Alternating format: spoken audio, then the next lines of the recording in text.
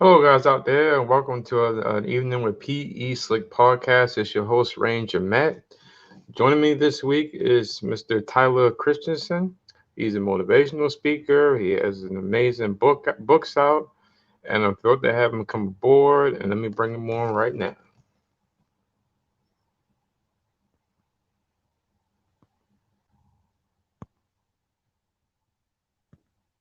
Oh, there we go. Hey, Tyler. Hey, how's it going? It's going real good.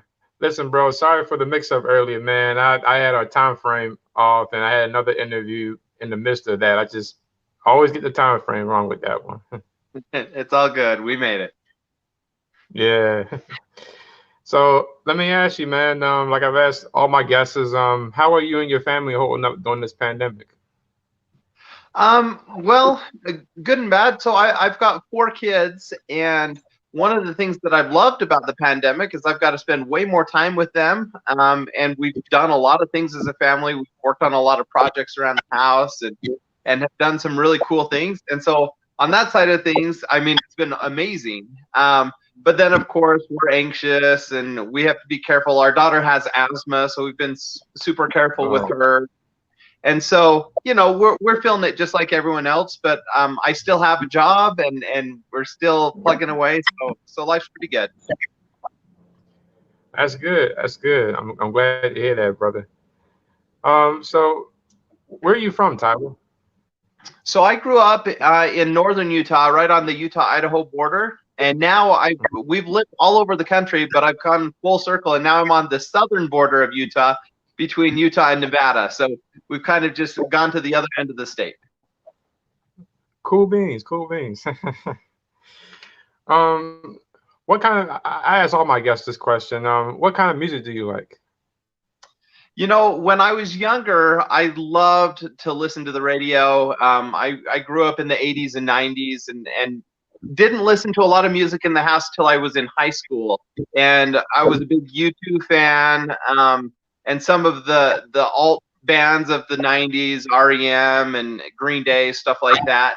But then as I've gotten older, I haven't listened to as much music, and so I still kind of hold on to those 80s and 90s bands. So my favorite band's actually Sister Hazel. They're a southern rock band. That I still love them, but I'm not really up with the new music. Hey, listen, I completely understand because that's how I am. I listen to a lot of old stuff from the 80s and 90s, other than some new jazz or inspirational music here and there. I listen to straight old school, so I understand that completely. Yeah.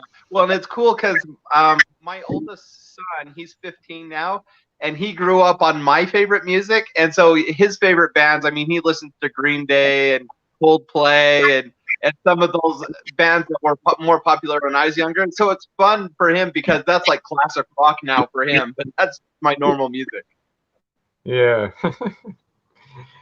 So Tyler, tell me and anybody who's watching right now or will be watching, tell me about your journey and how you got to be a motivational speaker. Yeah, so I've always done a little bit of speaking because as a professor, you speak at academic conferences, you present your work and stuff like that. So I've been involved with that for a couple decades now. But it wasn't until about 3 years ago where I lost 100 pounds and people wanted to know how I did it. And so then I started getting asked to speak about my weight loss journey, and that translated over into going to different schools and talking about health and how exercise impacts learning. And so that's where up until the pandemic, that's where I was doing a lot of my speaking, was just going to schools and talking about the research on exercise and its impact on learning. Right. Okay. You also have some incredible books out right now, Unlocking the Power, Get Free Stuff, and then you have a new book that's coming out next year, Dancing in the Classroom. How did they come about? Related to what I do with my speaking. So I wrote Unlocking the Power of Transformation, about my weight loss journey, but also other transformations that I've seen in my life. And I found that they all went through a similar process. When I wanted to make a big change in my life, it followed this pattern. And so I wrote a book just because people kept asking me, how are you doing this? How are you doing that? So it was just to answer their questions. the book next year is based on my research findings on the impact exercise has on the brain and on learning. And so I wrote Dancing in the Classroom because one of the coolest things that I found is as I've become more healthier in my own life is I've started doing things like dancing in the classroom with my students, and we do small breaks throughout the day where we're doing push-up contests or we're dancing for a few minutes, or we'll run outside. We did this a couple days ago where we just ran out for 15 minutes, and as a class we played ultimate frisbee just for a short break. And what's Right. cool is, you know, where a lot of schools are getting rid of recess, a lot of schools are getting rid of PE, the research actually shows that kids learn better if they have those kind of breaks throughout the day, that it actually stimulates learning in your brain, that as you get oxygen and blood to your brain, that it's going to activate parts of your brain that will help it with long-term memory. It will help short-term with focus and attention. But there are so many benefits to exercising throughout the day. And we all know this because if we sit behind a computer screen for 4 or 5 hours, we know our productivity goes way down. But if we simply get up and move around for a few minutes, then that productivity level goes back up. And so I've been able to see that in my own classroom with my students, but the research bears it out. But if you're more active during the day, you're going to get a lot more done and learn more effectively. Okay. And I gotta add, you educated me a little bit just now on them getting rid of PE. I didn't know that. I've been a little out of the loop of school since 2010 when I graduated. Um, with what you do with teaching and guiding people as far as helping them living healthier and losing weight, has it been a moment where somebody talked to you and thanked you for the advice? I mean, how does that feel when somebody thanks you for what you've done? Yeah, you know, it's really cool. Just a few weeks ago, I actually had a colleague that stopped me.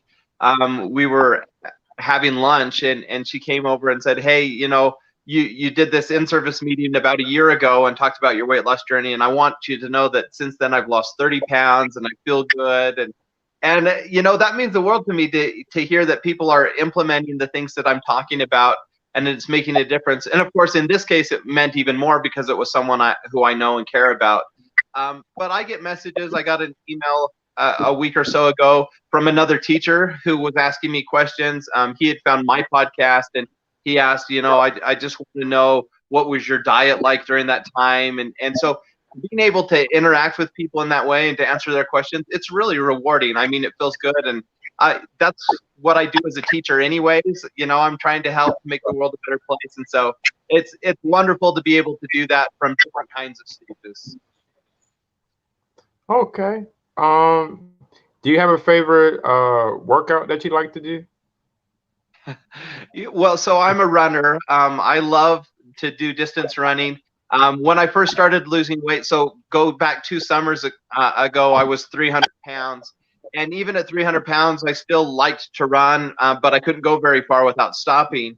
And as I Right. got into shape and as I started to lose weight, I ran more and more. And last fall, I actually ended up doing a 52-mile ultra marathon, so 2 marathons back to back. And it was really cool for me to set a goal like that and to accomplish it. But the reason I love running so much, and especially long distances, is that's a time for me to think, to go over things in my head, to generate ideas. And so I really love just long, slow runs. I don't feel like I have to go fast, although I do, you know, hit workouts and interval training because I do want to improve my speed. But the workouts I enjoy the most are the long, slow runs. Okay. Well, I gotta tell you, Tyler, I'm really motivated by what you've been doing as far as your books and encouraging others to lose weight. Because someone like myself, I've always had a battle with weight loss, and when I was a kid, I was actually bullied a lot because of my weight, and I went through a lot of trauma from that happening. And as I got older, I worked on my weight. I ate healthier and ended up losing a lot of weight. I went from wearing a size 50 to a size 38 within Wow. a year. And, I'm always encouraged whenever I hear somebody's story of how they went from where they were with their weight to where they at today. So I'm thankful for that for you. Cool. Well, that's amazing that you went through a similar transformation. Congratulations. That's incredible. Thank you. Um, so where does the road lead for you now going into 2021? Yeah. Well, so as a teacher, of course, I'm back in the classroom. Where we're at here in Utah, we're actually face to face. So I'm teaching a fifth grade classroom right now, and loving that. The things that I do on the side, I've had to give up a lot of that. So the face to face speaking from the stage. I had a TED talk that was canceled and other speaking engagements. And so that's been frustrating for me because I want to share inspirational messages where I can. But I was able to pivot over COVID and change my platform. So I actually created a new platform called Virtual School Assembly, where I go into your place as a host, and I've been interviewing Hollywood celebrities, professional athletes, Olympians, educators, and just motivational people, and having them come on and share short versions of their assembly talks on this virtual stage. And so that's been really fulfilling for me to be able to host that and get some really incredible messages out to kids during this trying time. We've had, like last month, I had Eileen Gruba on the show. She's a Hollywood actress that has disabilities, and she talked about bullying, and her message was so powerful. And so it's really cool to be able to help her share that message with more kids. Just this last week, I posted an interview with an X Games competitor that now is a photographer and a photojournalist. And he talked about being at peace and finding peace out in nature, which again is a really cool topic for right now during COVID, about the importance of getting outside and doing things. And so I love being involved with that, and I hope to continue to work with that moving forward. It's been a really cool project. Okay, hey, listen, I'm absolutely looking forward to see where your journey will go, as well as your podcast and you continuing to work with people.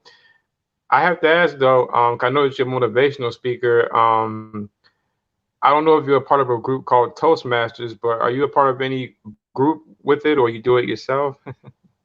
Yeah, we have a local Toastmasters, and I've been to a few meetings. I haven't been regularly involved just because they meet while I'm at school, so it doesn't work schedule wise. But Toastmasters is a phenomenal opportunity for anybody who wants to get into speaking to go practice their speeches, get feedback, and even my local group, even though I'm not a real critical part of that group, a central part. Like when I was preparing my TED talk, they arranged a time in the evening where they could hear it and give me feedback. So I love Toastmasters. I think it's a great organization. Oh, absolutely. I'm not in it, but I've attended a couple of them with my good friend, who's a book author named Don Brightman. Um, I've been to a couple of them, and I enjoy it. And I'm always asked all the time, so when are you going to join one? When are you going to join one? So, you know, um, well, Tyler, like I said, I'm amazed with what you've done. I do want to try to check out your books as well. What has each book meant to you when you did them, including this new one coming up? Well, I love being able to write. Again, as an academic, I've been writing for a long time because as a professor, you have to write and publish your work in journals and different books to keep progressing on the tenure line. So I've been doing that for a while. But the cool thing about writing a book about whatever I want is, one, it makes my life simpler. So my first book was actually just a book about football recruiting. I blog about college football, and I had lots of high school students asking me, how do I get a scholarship? How do I, get in touch with college coaches and stuff? And I got so tired of answering the same questions over and over. I thought I should just write a book about it. So I did. And now when kids ask me those questions, I can just direct them to my book. And my second book about getting online, free stuff online, I started doing product reviews and figuring out how to grow a social media brand with Instagram and YouTube and stuff. And it was really cool. The first year I did online reviews, I actually made over $1,000, and I got $10,000 worth of free products just sent to me. It was like Christmas every day. We'd get new stuff in the mail. And it was really cool for me personally to do that. But then I would get questions from people all the time. Well, how do you do it? How do you get started? So I wrote that book again just to answer the questions. And when you finish the book and you get it published and you start seeing people read it and hearing their feedback, that's where it really becomes real, where you're making a difference in the world, helping people out. And I love hearing, even on something as silly as doing product reviews. I've had people call me or email me and say, hey, I started doing this and I just got my first free thing in the mail and it's so cool. And even for those little things, it's, for me, that's totally rewarding to see that someone's implementing the things that I talk about and trying it out. So I've loved that as an author. It's really cool to see how it can impact somebody's life. Oh, absolutely. And I know a lot of people, if they don't have your book, I suggest that they check it out. Are you familiar with Barnes and Noble? Of course. Yeah. Hopefully, maybe some of your books can get there to Barnes and Nobles near you. Anybody watching, and they can check it out or go on your website to check it out as well. So, I'm sorry, I have three questions for you before I let you go. My first question is, were you doing motivational speaking? Were you kind of nervous when you first started doing big public speakings? Yeah, actually, I still get nervous before every speech that I give. My knees shake a little bit, and you feel that adrenaline coming. And I don't know if that will ever change for me. I get a little anxious about it, but I also really love doing it. I love being on the stage. I love seeing the impact it makes. And so it's kind of a rush, almost like downhill skiing or something like that, where you're doing something physical and you get that adrenaline rush. For me, public Mhm. speaking is feeling where it just feels really great, especially when things are clicking and you get into the zone. And so it's much like an athletic event for me where, yeah, I'm nervous about it. And not every speech has gone great. I've had a few bombs, but it's a good experience and I've learned from it. And so I continue to do it. It's just really an awesome opportunity. I love being a speaker. Right. Okay.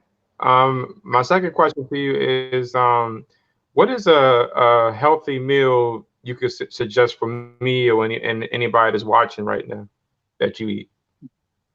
So that's a good question. One of the things that I learned early on, so for me, one of the big changes in my diet has been getting rid of added sugar in a lot of things. Obviously, you don't want a lot of added sugar, you don't want a lot of processed foods, but I have a sweet tooth. I like dessert, I like ice cream, I like cookies and brownies.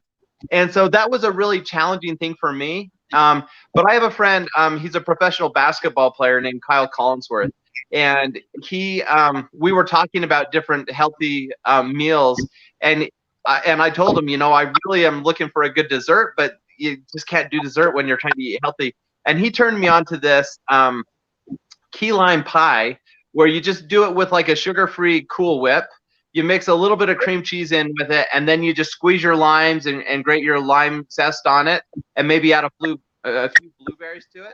And it's a really Right. tart key lime pie, but it's got basically no sugar, and it's pretty healthy. But I just love key lime pie like that. It's easy to make. It tastes amazing. And so for me, I know that's not really a meal, but that's something that for me has really been wonderful just because I have that sweet tooth. Hey, I'm gonna take that into consideration. I always like to take tips and ideas in terms of eating healthier and different. Actually, for the last 2 weeks, I've been eating straight grapes and cut apples, and I've been eating a lot of that and a lot of orange juice for the last couple of weeks so far. Yeah. Now see, that wouldn't work for me. I struggle with fruit because of all the natural sugar. For me, it kicks in. Obviously, fruit is really healthy and it's really good for you, but it also for me kicks in those cravings. So if I'm eating a lot of grapes and apples, it makes me really hungry all the time. So I have to be super careful. I'm a little jealous that that's what you're doing right now. Man, let me tell you, it was not easy. I just one day walked into Royal Farms and say, you know what? Could just like anybody else, there come periods of times where you find yourself eating stuff you shouldn't be eating. And one day I just said, I'm gonna go ahead. I'm just going to get one of them healthy, fresh sandwiches from the deli, and I had like a turkey pretzel roll sandwich, and I had some grapes, and went in Wawa's and got some apples. So depending on where I'm at, that's where I've been eating them and trying to cut back on fries. So that's one of my habits. I'll eat a lot of fries. My last question to you is, what is your favorite thing about Christmas time? Christmas time. I love Christmas, and for a number of reasons. I like the time of the year. I love football season. I love the winter and having snow come down. I have 4 kids, and so we love to play out in the snow. In fact, we just got 2 inches of snow last night, so we've been out having a snowball fight this afternoon. Oh, wow. But I think the thing I love most about Christmas time are the small traditions. We have so many traditions in my family, and we've tried to create our own little traditions. I'll give you one example because we just finished Halloween. And one of the things we do during Halloween is I'm the candy police. So our kids go out, they get all this candy, and then I confiscate it all. I let them keep one little bag of their favorite candies, and then I get the rest. And they don't feel cheated. And the reason they don't feel cheated is we save all that candy for Christmas time. We use all of our leftover Halloween candy to make gingerbread houses. So we have gingerbread houses out of, chocolate bars from Halloween. And it's funny because they're always orange and black instead of red and green. But we love making just these really cool gingerbread houses out of our Halloween candy. It's something that I've never heard anyone else do it, but we have so much fun doing that as a family, and we have lots of little traditions like that we do over the holidays. Wow, that sounds like a lot of fun, man. And I'm, other than not liking the ice, I'm not a fan of that, but I do love snow, and that's why I'm shocked. Like, wow, it's November and y'all got snow already over there. Yeah, I'm surprised because we live in a warmer area. We just moved here from Wisconsin a few years ago, and so we know snow. I mean, got a lot of snow there in Wisconsin, but got an early snowstorm this year, and we're loving it. So the kids have been out making a little mini snowman, and we're having a good time with it. Yeah, I was going to ask you that. I mean, because I've never been to Utah or Wisconsin. I mean, what's it like out there in Utah? Well, so we're down in southern Utah in the national park country. So Zion's National Park is about a half hour from my house. So people come from all over the world to see the arches and to see the red rocks, and it's just beautiful. Which for me as a runner is fantastic because I'm running out in the hills all the time, and we live out in the country. So it's one of the most beautiful places on earth as a runner and as someone who likes the outdoors. Right. That said, it's also desert, and so it gets pretty warm here, especially in the summertime. It's a dry heat, and that's part of the reason we moved here. Our daughter with asthma, she was struggling in Wisconsin because of the mold spores in the air. Obviously, it's a lot greener there, and there's a lot more things growing. And she really struggled with that with her asthma. So that was part of the reason we moved back here to Utah. But I'll tell you, I miss from Wisconsin. I miss the rolling hills. I miss the green with the cows. I miss even their ice cream and their cheese. It's amazing out there. And it's a fun place. We also lived on the East Coast where the fall is amazing with all the trees and stuff. And I lived in Miami. I lived in Indiana. So we've been all over the place. And what we found is no matter where you live, you can make it amazing. We've had a wonderful time every single place we've lived. So Southern Utah is no different. Love it here. Awesome, man. I'm all over that. I heard you say football earlier. What team are you? So I'm a BYU Cougars right now. We're doing pretty well in football. I think they're ranked number 8 this week in the country. That's my alma mater where I did my undergrad. And then I went to Connecticut for my master's, and then Indiana for my PhD. And Indiana's also tearing it up in football. We've, of course, a basketball school, but we're happy to see that they're having some success in football.